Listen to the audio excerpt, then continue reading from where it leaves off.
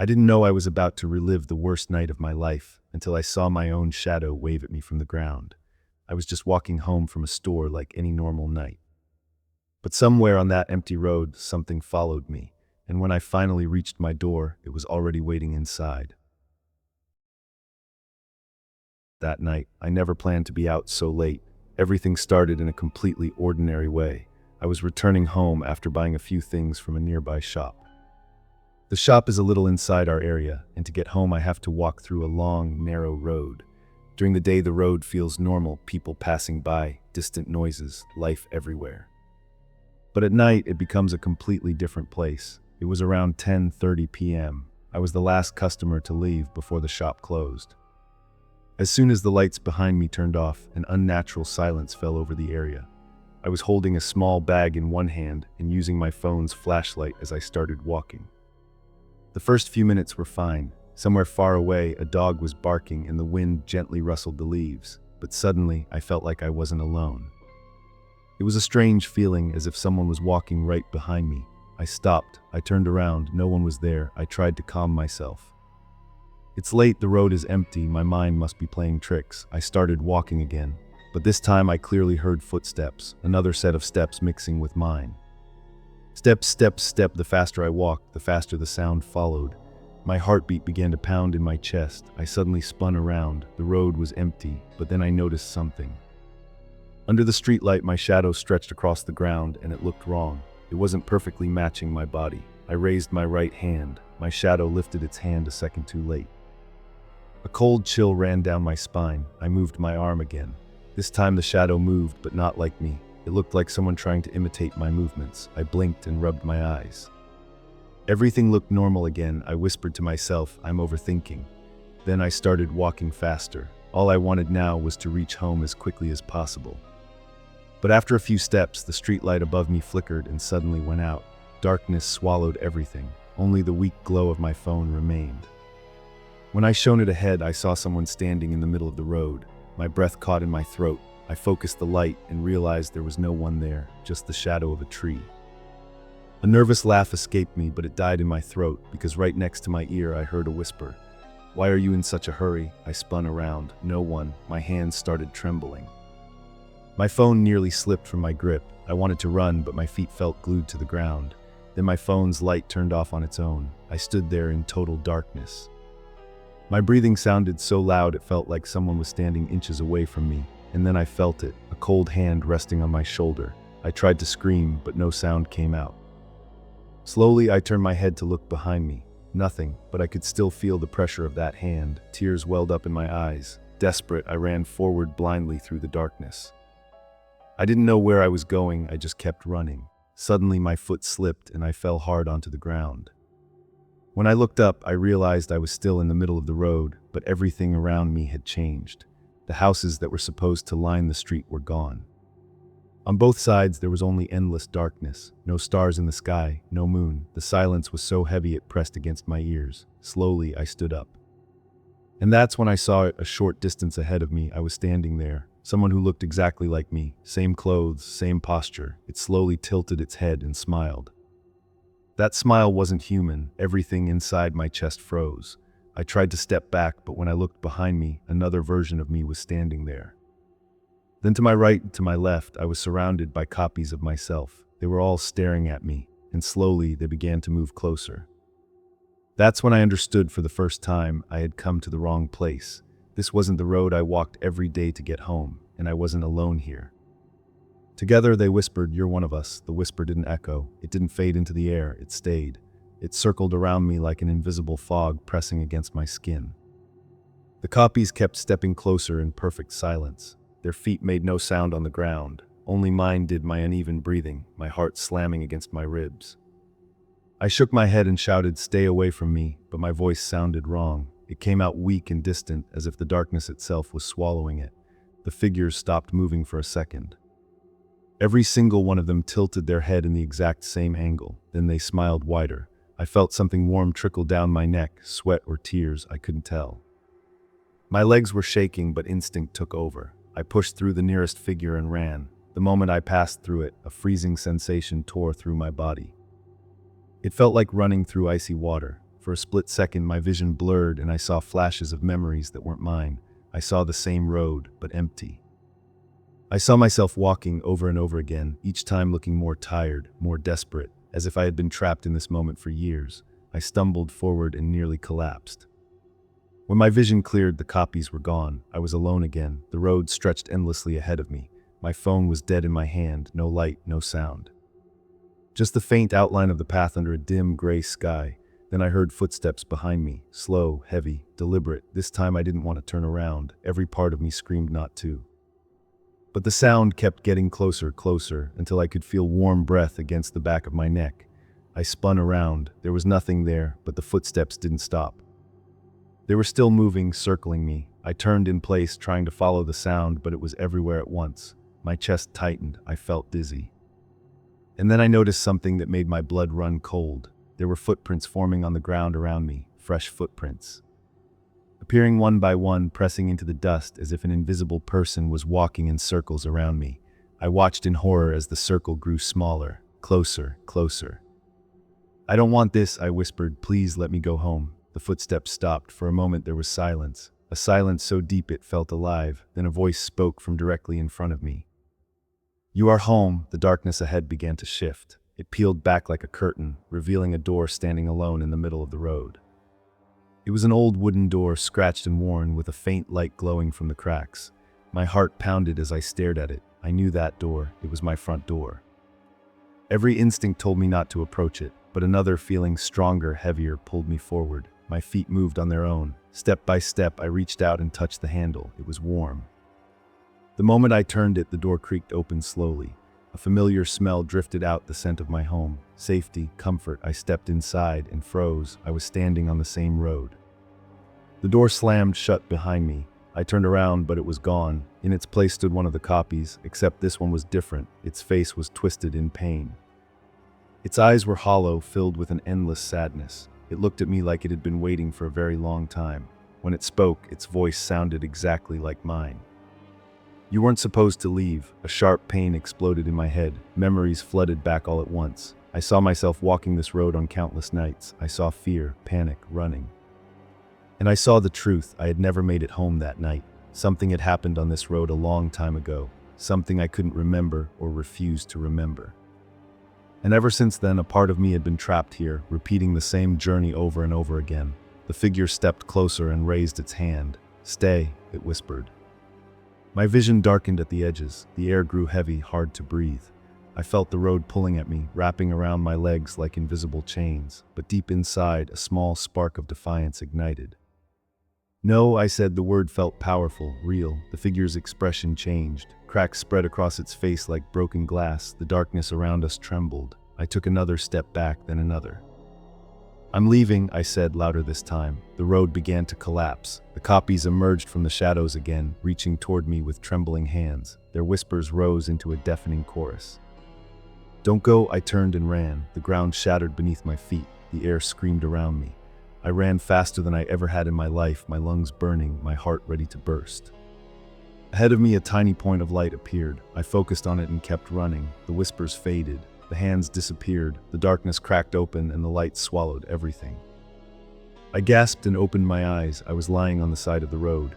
The familiar streetlights glowed softly above me. The houses were back. My phone was beside my hand. Its screen cracked but lit up. Cars passed in the distance like nothing had happened. For a long moment I couldn't move. I just lay there, staring at the sky, trying to convince myself it was over. Slowly, I sat up. My bag was still clutched in my hand. Everything inside was untouched. My body ached as if I had been running for hours. I told myself it was a nightmare, a hallucination brought on by exhaustion. But when I stood and looked down at the ground, I saw a circle of footprints surrounding me, and one extra set leading away into the darkness. I didn't follow them. I walked home without looking back. Every shadow made my skin crawl. Every sound felt too loud. When I finally reached my door, my hands were shaking so badly I could barely unlock it. The moment I stepped inside, I slammed it shut and leaned against it, breathing hard. I was safe. At least, that's what I thought, because from the other side of the door I heard a soft knock. 3 slow taps and a whisper that sent ice through my veins. "You forgot something." My entire body went rigid. The knock was soft, almost polite. For a second, I convinced myself I had imagined it. My ears were still ringing from everything that had happened. My mind was exhausted, desperate to label it as stress, fear, anything rational.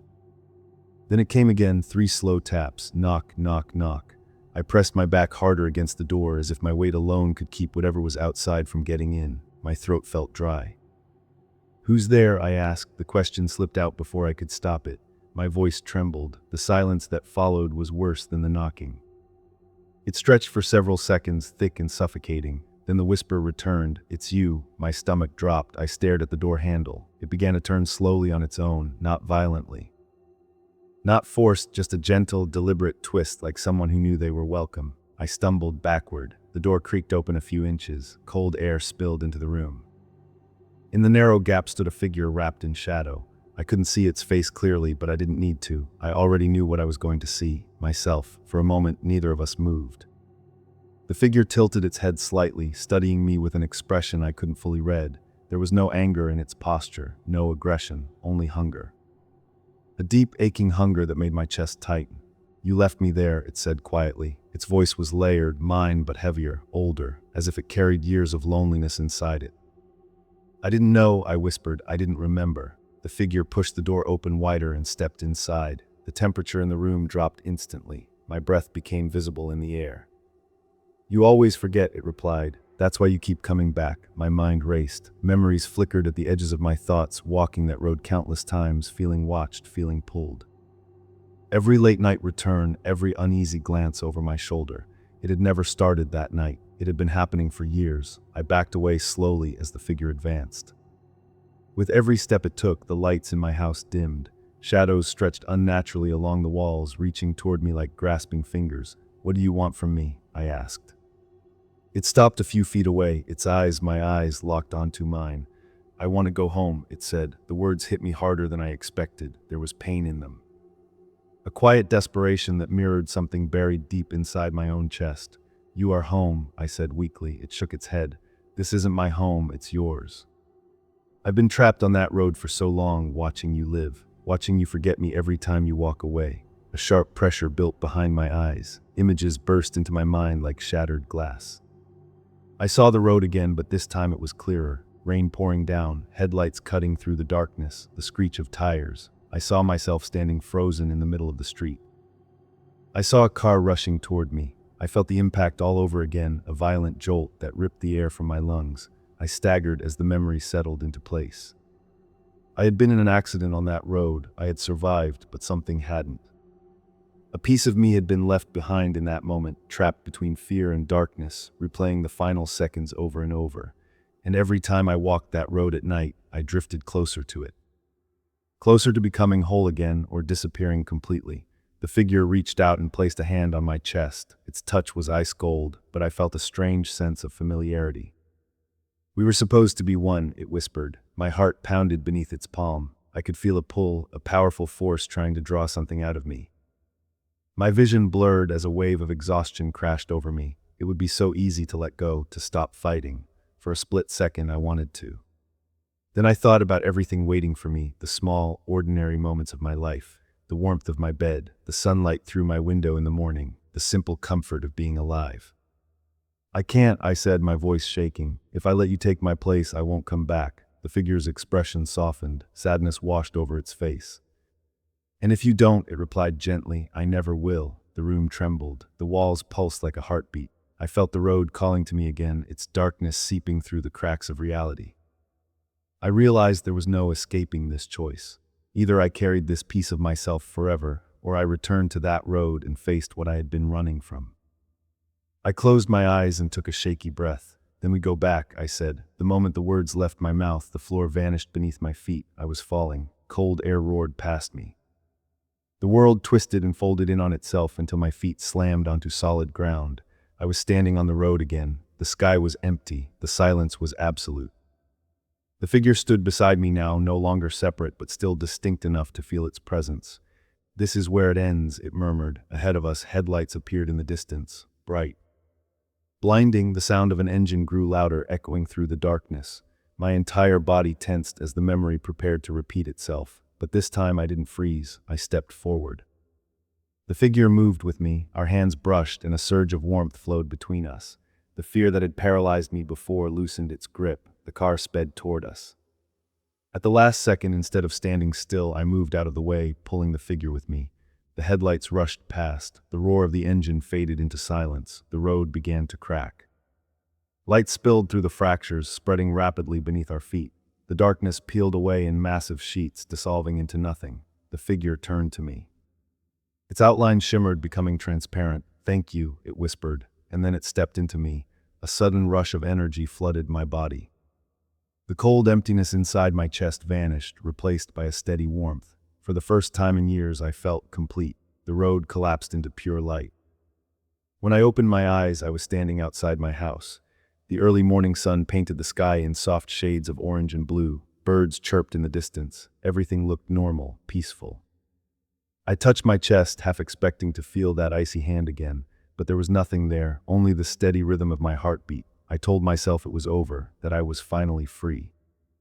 I reached for my door handle and paused, because at my feet, stretching across the ground in the gentle morning light, there were two shadows, and one of them waved. My breath caught in my throat.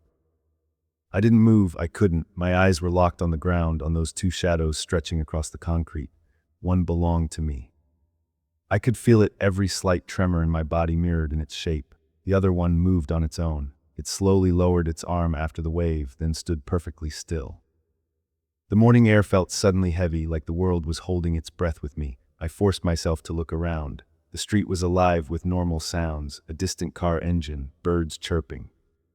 Somewhere a door opened and closed. Everything looked exactly the way it should. There was no darkness swallowing the sky, no endless void, just an ordinary morning. And yet my shadow had a companion. I swallowed hard and lifted my foot. Both shadows moved. I took a cautious step forward. The second shadow stayed attached to mine, slightly overlapping like a stain that wouldn't wash away. Panic bubbled in my chest. "This isn't real," I whispered to myself.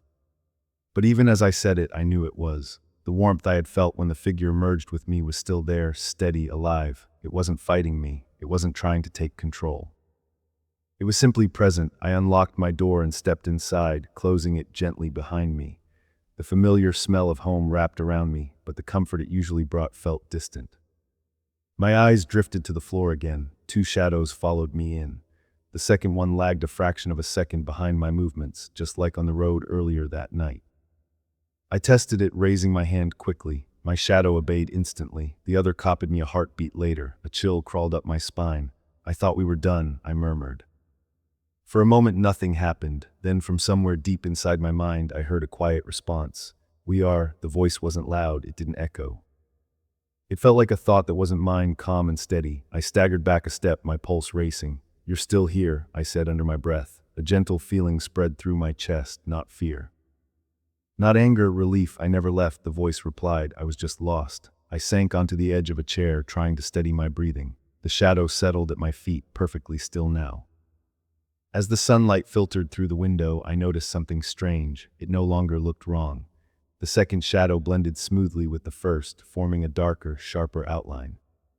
It felt less like an intruder and more like a missing piece that had finally found its place. The tension in my shoulders eased slightly. "Are you going to stay like this?" I asked silently. For a moment there was no answer, then a simple warmth filled my mind. Yes, I closed my eyes. Surprisingly, the idea didn't terrify me as much as it should have. The emptiness I'd carried for years, a quiet, constant unease I'd never been able to explain, was gone. In its place was a strange sense of balance. I stood and walked to the window. Outside, the world continued as if nothing extraordinary had happened. People passed by. Life moved forward. My reflection stared back at me in the glass. For a split second, I saw two versions of myself standing there. One looked exhausted and shaken. The other looked calm, peaceful. Then they merged into one. I exhaled slowly. Maybe this was what healing felt like, not clean or simple, but messy and terrifying. Facing the part of myself I had abandoned and finally accepting it. I turned away from the window and headed deeper into the house. Each step felt lighter than the last. The floor no longer seemed to tilt beneath me. The air was warm again. I almost convinced myself it was truly over, until the lights flickered. Just once, I froze. The warmth inside me stirred, alert. My gaze snapped to the floor. The shadow hadn't changed. It stayed perfectly aligned with my body. Another flicker. The room dimmed for half a second before returning to normal. My heart began to race, but the voice inside me remained calm.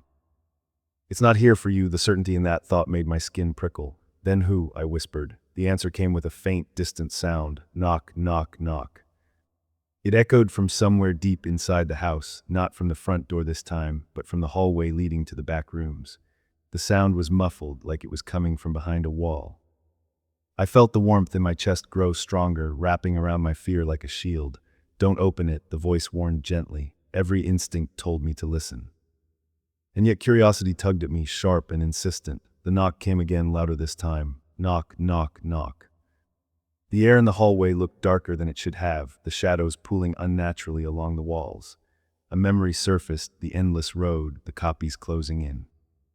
A realization settled heavily in my mind. That place hadn't disappeared, it had just let me go. And now something else was trying to find a way through. I took a slow step back. The knocking stopped. Silence flooded the house. The oppressive weight lifted slightly, but the warning lingered in the air like a fading echo. After a long moment, sunlight seemed to push the darkness away, restoring the hallway to its normal appearance. I waited. Nothing else happened. Carefully, I released the breath I'd been holding. My muscles ached from tension. The voice inside me softened, its presence steady and reassuring. "It can't reach you here," it said, "not while we're whole." I nodded faintly, even though no one could see me. The fear didn't vanish completely, but it dulled into something manageable. I understood then that the road would always exist somewhere, a place where lost pieces wandered in the dark, but I also understood that I didn't belong to it anymore. I walked back to the door and locked it, just to be sure. As I turned away, my gaze fell one last time on the floor. There was only one shadow. It moved perfectly in sync with me. A quiet calm settled over my mind. For the first time since that night began, I felt truly safe. The memory of the road was already starting to fade, like a bad dream dissolving in the light of day. I hoped it would stay that way, but sometimes, late at night, when I walk home and the street grows quiet, I still feel a familiar presence beside me. Not behind, not chasing, walking with me. And in the corner of my eye, my shadow always seems just a little darker than it should be. I never look too closely, because I've learned something important. Some parts of the darkness aren't meant to be feared. They're meant to be carried.